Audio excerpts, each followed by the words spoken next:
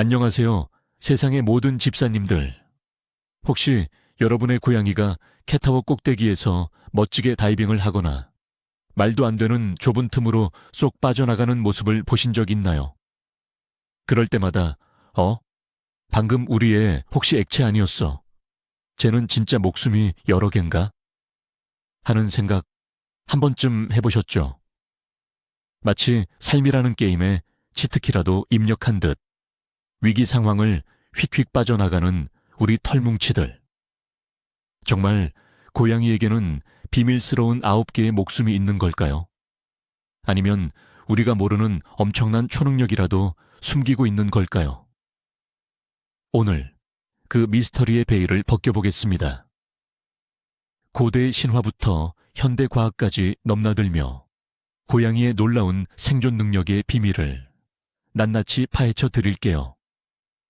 영상을 시작하기 전에 여러분의 말썽꾸러기 히어로의 이름은 무엇인가요? 댓글로 자랑 한 번씩 해주세요. 자, 그럼 고양이는 목숨이 9개라는 이 말, 대체 어디서부터 시작된 걸까요? 시간을 거슬러 고대 이집트로 가봅시다. 고대 이집트인들은 고양이를 거의 신처럼 숭배했어요. 태양신 라가 9명의 다른 신으로 변신할 수 있었는데 그중 하나가 바로 고양이의 모습이었다고 해요. 9이라는 숫자가 행운과 신성함을 상징했고 고양이의 신비로운 생존력과 결합되면서 자연스럽게 9개의 목숨이라는 전설이 탄생한 거죠. 어때요? 우리 냥이의 족보가 갑자기 대단해 보이지 않나요? 사실 고양이는 완벽한 포식자의 DNA를 가지고 태어났어요. 작고 귀여운 외모에 속아선 안 돼요.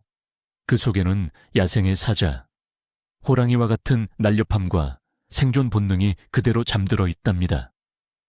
우리가 주는 사료에 만족하는 척하지만 사실 매일 밤 집안을 순찰하며 가상의 먹잇감을 사냥하는 비밀 요원이라는 사실. 이제부터 그들의 비밀 무기를 하나씩 분석해 보겠습니다. 첫 번째 비밀 무기, 바로 정의반사 라이팅 리플렉스입니다. 이름은 좀 어렵죠? 쉽게 말해 공중에서 자세 바로잡기 능력이에요. 고양이가 높은 곳에서 떨어질 때 마치 숙련된 체조 선수처럼 몸을 비틀어 항상 발부터 착지하는 걸 보셨을 거예요. 이건 고양이가 의식적으로 발부터 떨어져야지 하고 생각해서 되는 게 아니에요.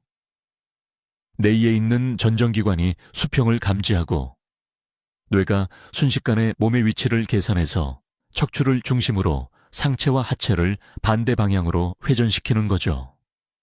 머리, 상체, 하체, 발 순서로 착지, 준비 완료. 이 모든 과정이 불과 1초도 안 되는 시간에 일어난다는 사실.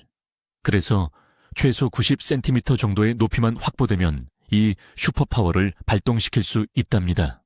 가끔 우리 냥이가 침대 같은 낮은 곳에서 떨어져서 더 허둥대는 이유도 이 능력을 쓸 충분한 시간이 없었기 때문이에요. 정말 놀라운 내장형 자이로스코프 시스템 아닌가요? 마치 최첨단 드론이 균형을 잡는 것과 같은 원리라니. 우리 냥이들은 사실 미래에서 온 로봇일지도 모릅니다. 매일 밤 충전하듯 잠을 자는 것도 그래서일까요? 두 번째 능력은 바로 액체설을 뒷받침하는 유연한 신체 구조입니다. 고양이는 뼈가 없는 거 아니냐는 농담, 다들 한 번씩 해보셨죠? 그 정도로 유연한 몸의 비밀은 바로 척추와 쇄골에 있습니다. 인간의 척추뼈 사이에는 디스크가 단단하게 붙어 있지만 고양이의 척추뼈 사이 디스크는 훨씬 더 탄력 있고 유연해요. 그래서 몸을 활처럼 휘거나 자유자재로 비트는 고개가 가능한 거죠.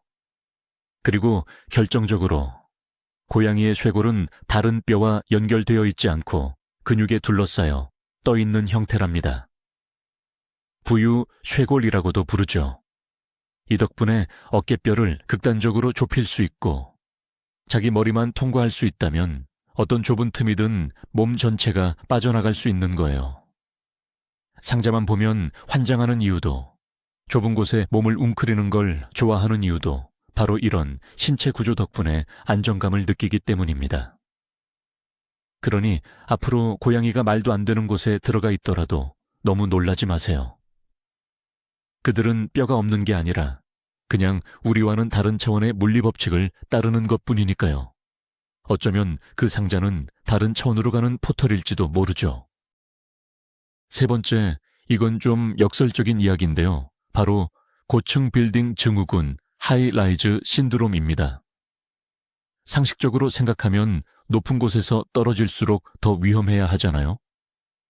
그런데 신기하게도 고양이는 어중간한 3층에서 6층 높이에서 떨어졌을 때보다 오히려 7층 이상의 아주 높은 곳에서 떨어졌을 때 생존율이 더 높다는 연구 결과가 있어요.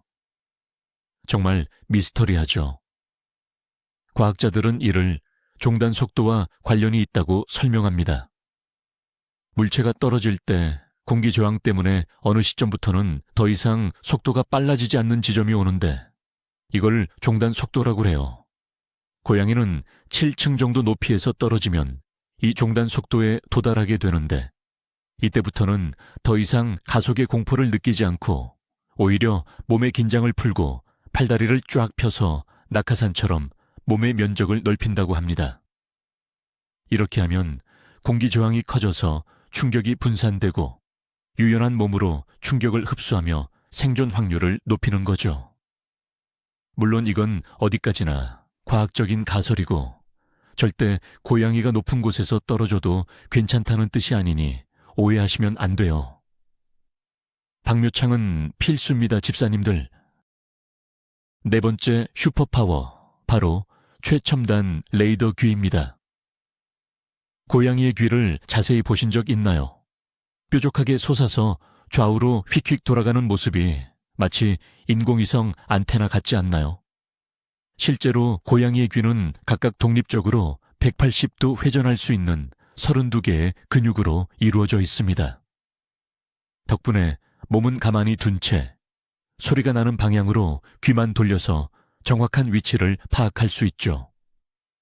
청력 또한 인간을 훨씬 뛰어넘습니다. 인간이 들을 수 있는 가청주파수 범위가 약 20에서 2만 헤르츠인 반면 고양이는 무려 6만 헤르츠 이상의 초음파까지 들을 수 있어요. 이것은 쥐와 같은 작은 설치류가 내는 찍찍거리는 소리를 감지하기 위해 진화한 능력이에요.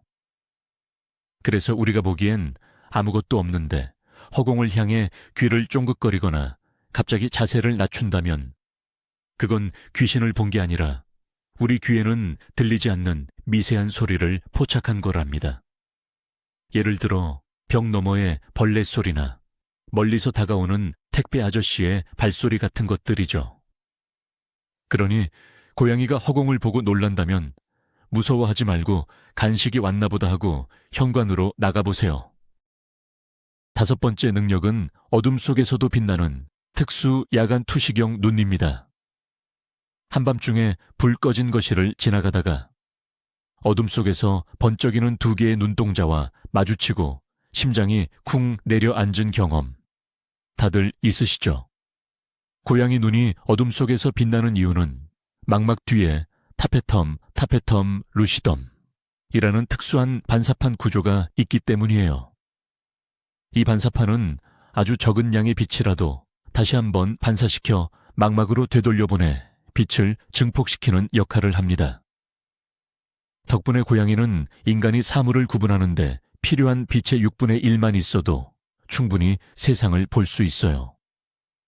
그래서 새벽 3시에 온 집안을 우다다 뛰어다니는 새벽 운동회가 가능한 거죠. 우리 눈에는 칠흑 같은 어둠이지만 고양이 눈에는 모든 가구와 장애물이 훤히 보이는 세상이니까요. 다만 고양이는 인간보다 색을 구분하는 능력이 떨어지는 색약이라고 해요. 세상을 약간 빛바랜 톤으로 보는 셈이죠. 화려한 색깔의 장난감보다는 움직임이 더 중요하단 사실. 이제 왜 우리 냥이가 비싼 장난감보다 바닥에 굴러다니는 병뚜껑에 더 열광하는지 아시겠죠? 여섯 번째, 우리에게는 없는 또 하나의 감각기관, 제2의 코, 야콥슨 기관입니다. 고양이가 가끔 입을 살짝 벌리고 멍한 표정을 짓는 것을 보신 적 있나요? 이걸 플레멘 반응, 플레멘 리스폰스이라고 하는데요. 웃는 것처럼 보이기도 해서 귀엽지만 사실은 매우 진지하게 냄새를 분석하고 있는 중이랍니다. 입천장 위쪽에 야콥슨 기관이라는 특별한 냄새 분석 기관이 있는데 공기 중의 페로몬이나 특이한 냄새 분자를 혀로 찍어 이 기관으로 보내 더 정밀하게 분석하는 행동이에요. 특히 다른 고양이의 소변 냄새나 집사의 발 냄새, 혹은 처음 맡아보는 낯선 냄새에 이런 반응을 보이죠. 이 냄새의 성분은 암모니아 3%, 집사의 피로 50%, 그리고 어제 먹은 치킨의 향이 20%. 종합적으로 분석해 볼 때 이 구역의 서열일 위는 나다옹 하고 말하는 것과 같아요. 인간에게는 후각이 보조적인 감각이지만 고양이에게 냄새는 세상을 이해하는 가장 중요한 정보이자 언어랍니다. 그러니 멍한 표정을 짓고 있다면 방해하지 말고 세상을 탐구할 시간을 주세요. 7번째 비밀, 바로 자가 치유 능력, 골골송입니다. 우리는 보통 고양이가 기분이 좋거나 만족스러울 때 골골거린다고 알고 있죠. 물론 맞습니다. 집사 무릎에 앉아 몸을 맡기고 있을 때 내는 골골송은 세상 가장 행복한 소리죠. 하지만 고양이는 아프거나 스트레스를 받을 때, 심지어는 죽음을 앞두고 있을 때도 골골송을 부른다고 해요. 왜 그럴까요? 최근 연구에 따르면 고양이의 골골송은 25Hz부터 150Hz까지 사이의 저주파 진동을 만들어내는데 이 진동이 뼈의 밀도를 높이고 손상된 조직의 치유를 촉진하며 통증을 완화하는 효과가 있다는 사실이 밝혀졌습니다. 실제로 이 주파수 대역은 물리치료에서 골절치료나 부상 회복을 위해 사용되기도 해요. 즉, 고양이에게 골골송은 스스로를 치료하는 셀프 힐링이자 주변의 다른 고양이나 심지어 인간에게까지 안정감을 주는 소통 방식인 셈입니다. 우리가 고양이를 안고 있으면 마음이 편안해지는 이유도 어쩌면 이 치유의 주파수 때문일지도 모르겠네요. 우리 냥이는 그저 귀여운 생명체가 아니라 걸어다니는 초음파 치료기였던 겁니다. 8번째, 소리 없는 암살자, 젤리 발바닥의 비밀입니다. 고양이 발바닥에 말랑말랑한 젤리, 즉 패드는 정말 참을 수 없는 귀여움의 상징이죠. 하지만 이 젤리는 단순히 귀엽기만 한 게 아니라 고양이의 생존에 필수적인 다기능 장비랍니다. 첫째, 훌륭한 쿠션 역할을 해서 높은 곳에서 뛰어내릴 때 충격을 흡수해 줍니다. 둘째, 패드에는 땀샘이 있어서 더울 때 천을 조절하고 긴장했을 때 땀을 흘려 바닥과의 마찰력을 높여 미끄러지지 않게 도와주죠. 병원에 가면 진료대 고양이 발자국이 흥건한 이유가 바로 이것 때문이에요. 셋째, 가장 중요한 기능은 바로 스텔스 모듈입니다. 이 부드러운 패드 덕분에 고양이는 사냥감에게 소리 없이 다가갈 수 있는 최고의 암살자가 될 수 있었어요. 발톱을 숨겼다가 필요할 때만 샥 하고 꺼내는 구조 또한 소음을 줄이는데 한몫하죠. 새벽에 집사를 깨우러 올 때, 바로 얼굴 옆에서 기척이 느껴질 때까지 전혀 눈치채지 못하는 것도 다 이 젤리 발바닥 덕분입니다. 귀여움 속에 숨겨진 치명적인 무기, 그것이 바로 젤리의 매력 아닐까요? 9번째 생존 기술은 전략적인 에너지 관리, 수면입니다. 우리 집 고양이는 잠자는 게 직업이야 라고 말하는 집사님들 많으시죠? 실제로 고양이는 하루 평균 16시간, 아기 고양이나 늙은 고양이는 20시간까지도 잠을 잡니다. 이렇게 잠을 많이 자는 이유는 게을러서가 아니에요. 바로 야생의 사냥꾼 시절부터 내려온 생존 전략이랍니다. 고양이의 주 사냥 시간은 먹잇감이 가장 활발하게 움직이는 해 진력과 동틀력이에요. 이 결정적인 한탕을 위해 그 외의 시간에는 최대한 에너지를 비축해 두는 거죠. 잠을 자는 동안에도 주변의 소리나 냄새에 항상 귀를 기울이며 얕은 잠과 깊은 잠을 오가는 가수면 상태를 유지합니다. 그래서 자는 줄 알고 살금살금 지나가도 귀만 쫑긋 움직이거나 실눈을 뜨고 감시하는 거예요. 집사, 내 놈의 모든 움직임을 파악하고 있다옹 하고 말하는 것처럼요. 그러니 우리 냥이가 하루 종일 잠만 잔다고 구박하지 마세요. 그들은 지금 가장 중요한 사냥, 즉 저녁 캔다는 소리를 듣기 위한 에너지를 충전하는 중이니까요. 이것이야말로 고양이의 가장 위대한 생존 본능입니다. 10번째, 사막 유전자의 힘, 뛰어난 수분 관리 능력입니다. 고양이의 조상이 북아프리카의 사막지대에서 살던 리비아들 고양이라는 사실 알고 계셨나요? 이 사막의 DNA는 현대의 고양이들에게도 그대로 이어져 내려왔습니다. 사막은 물이 매우 귀한 곳이죠. 그래서 고양이의 몸은 아주 적은 양의 물로도 생존할 수 있도록 진화했습니다.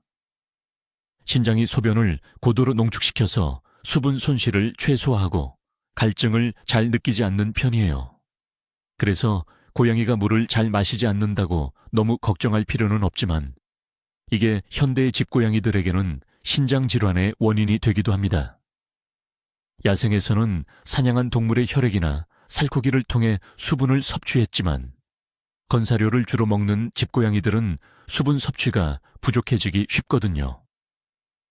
그래서 집사님들이 습식 사료를 챙겨주거나 집안 곳곳에 신선한 물그릇을 놓아두거나 흐르는 물을 좋아하는 양이를 위해 정수기를 설치하는 등 수분 섭취 프로젝트를 벌이는 거죠. 양님, 제발 물 좀 드셔주세요.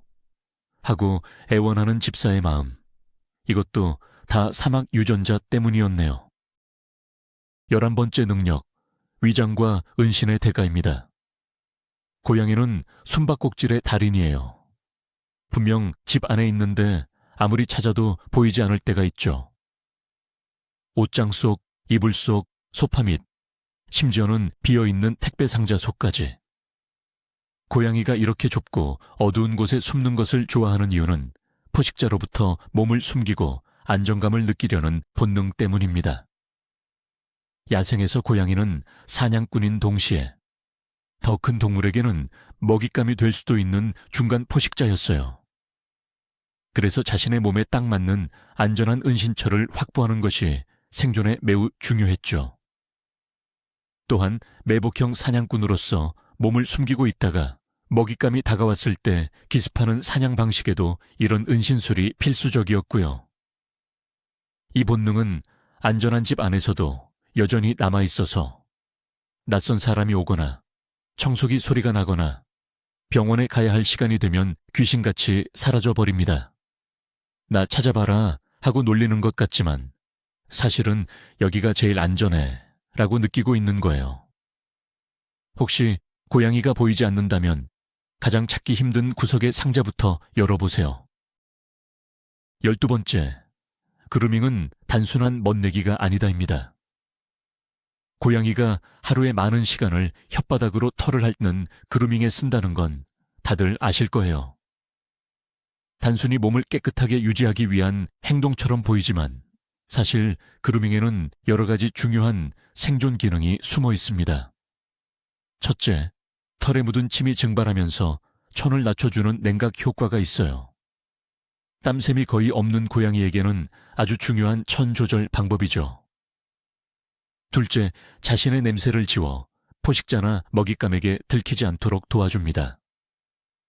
집사가 만지고 난 뒤에 유독 그 부위를 열심히 핥는 이유도 자신의 냄새를 다시 묻혀 영역을 표시하려는 본능적인 행동이에요.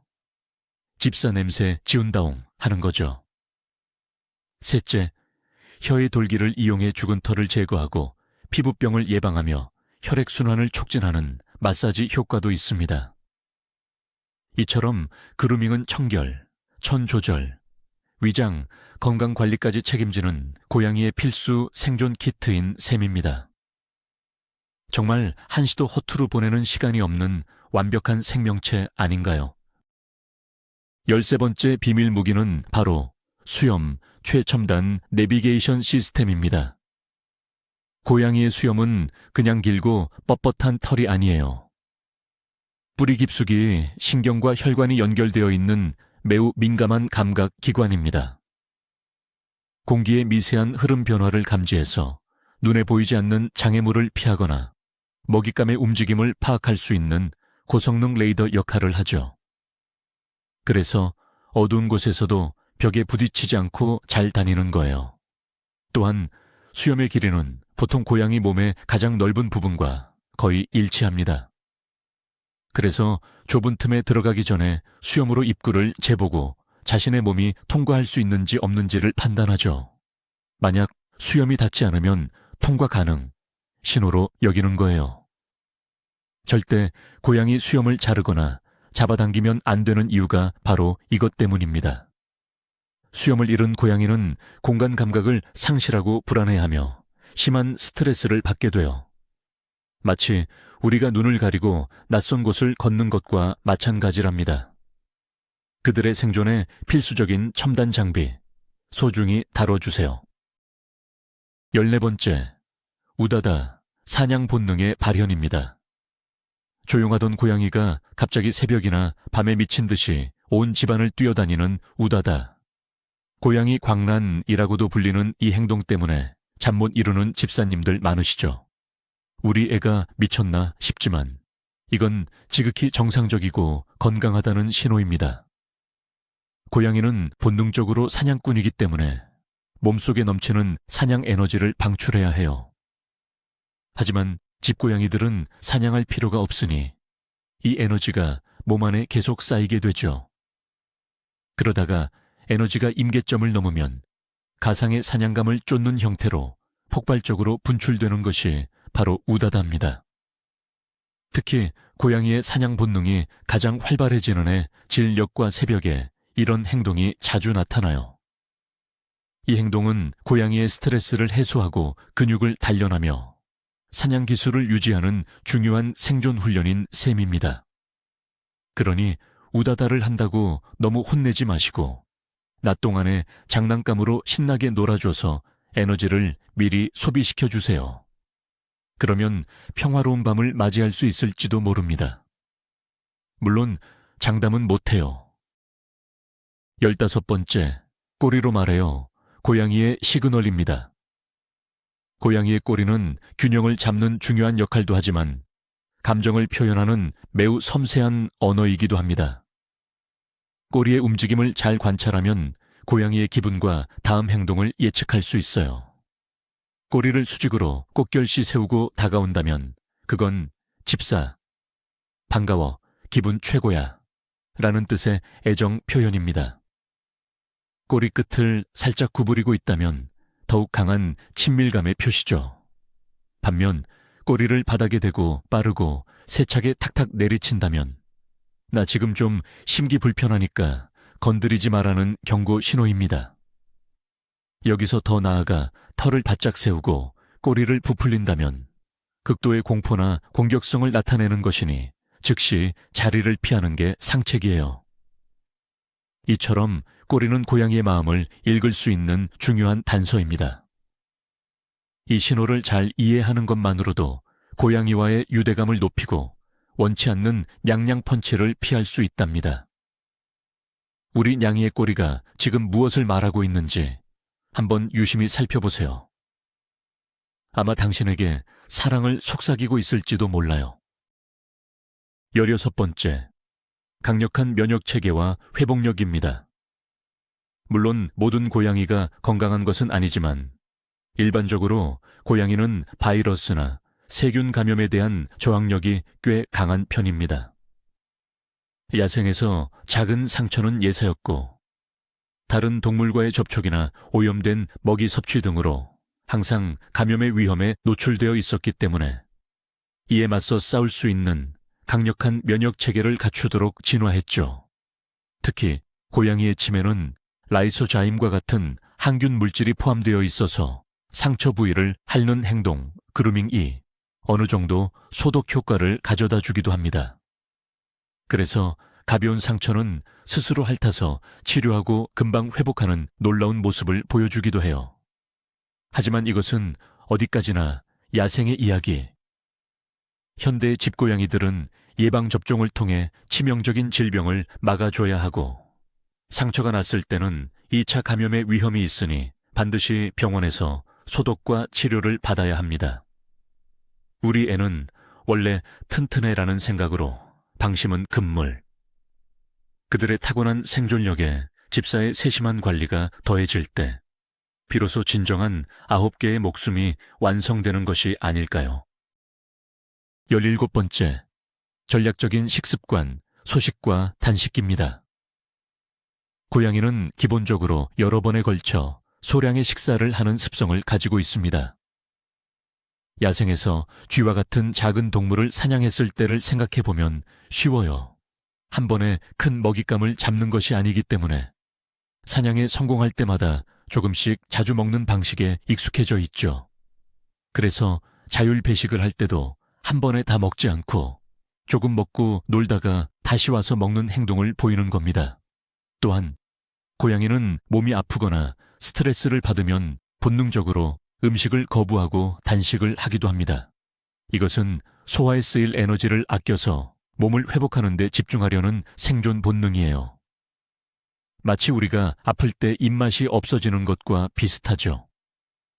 하지만 하루 이상 음식을 완전히 거부한다면 이는 건강에 심각한 문제가 있다는 신호일 수 있으니 반드시 수의사의 진찰을 받아야 합니다.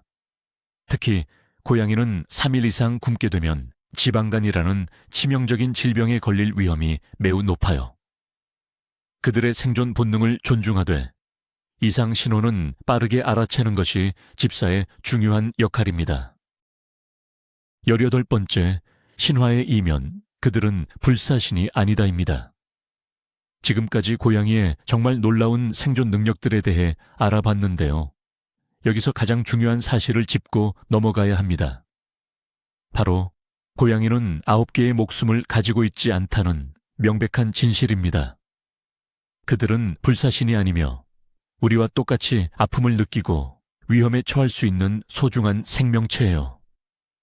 높은 곳에서 떨어져도 괜찮다는 믿음 때문에 방류창 설치를 소홀히 하거나 알아서 잘 피하겠지라는 생각에 위험한 물건을 방치하는 것은 매우 위험합니다. 실제로 매년 수많은 고양이들이 추락사고나 가정 내 안전사고로 목숨을 잃고 있어요. 그들의 뛰어난 신체 능력은 어디까지나 생존 확률을 높여주는 것일 뿐 안전을 보장해주지는 않습니다. 우리가 그들의 슈퍼파워에 감탄하는 만큼 그 힘만 믿고 안심해서는 안 된다는 책임감을 함께 가져야 합니다.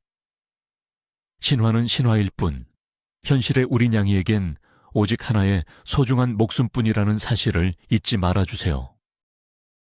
19번째, 집사의 역할, 8개의 여분 목숨입니다. 그렇다면 고양이의 9개의 목숨 신화는 완전히 틀린 말일까요? 저는 조금 다르게 생각하고 싶습니다. 고양이에게 주어진 단 하나의 목숨에 나머지 8개의 목숨을 더해주는 존재가 바로 우리 집사가 아닐까요?